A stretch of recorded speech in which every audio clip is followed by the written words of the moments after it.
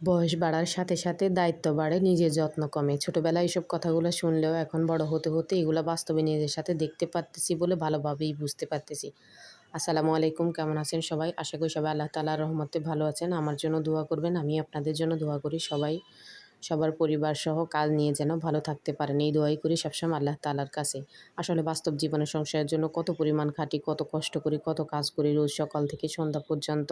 আর যারা মা হয়েছি তাদের তো রাতেও ঘুম নেই। যাই হোক, এইসব মিলিয়ে সংসারের জন্য কত কাজ করি, কিন্তু সংসারের আপনজন লোকেরা যখন বিভিন্ন কথা শোনায়, খোঁটা দেয়, অপমান করে, তখন সত্যিই খুব কষ্ট লাগে আর নিজেকে খুবই অসহায় মনে হয়। আল্লাহ তাআলার কাছে সাহায্য ছাড়া আর কিছুই আশা করি না।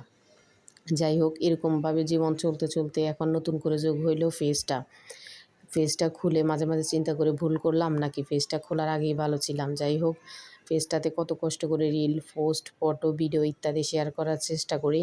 কিছুই মানুষের কি ভালো লাগে না, না কি আমি কিছুই বুঝতে পারতেছি না। তবে চেষ্টা করতেছি, দেখি কি হয়। পেজটা গ্রো হচ্ছে না, বড় হচ্ছে না। পেজের জায়গায় হ্যাং হয়ে আছে। দিন দিন মনে হয় যেন ইনক্রিজের জায়গায় মানে ড্যামেজ হয়ে যাচ্ছে। যাই হোক, কিছু ভুল বললে ক্ষমা করে দিবেন। একটা জিনিস খেয়াল করলাম কি জানেন? বাস্তব জীবনে যেমন সংসারের জন্য খাটাখাটনি করার পরও পরিবারের লোকদের থেকে সাপোর্ট পাই না, সম্মান পাই না। ফেসবুকের ক্ষেত্রেও মনে হয় যেন এরকম হয়ে গেছে। এত কষ্ট করে তারপরেও এতটুকু সুনাম আর সাপোর্ট পাই না। অবশ্যই সবাই দোয়া করবেন, পাশে থাকবেন যেন সুন্দরভাবে পেজটাকে নিয়ে সুন্দরভাবে এগিয়ে যেতে পারি এবং পরিবার পরিজনের জন্য যাই করি তারা যত খোঁটাই দিক না কেন সেটা যেন সুন্দরভাবে সম্পন্ন করতে পারি।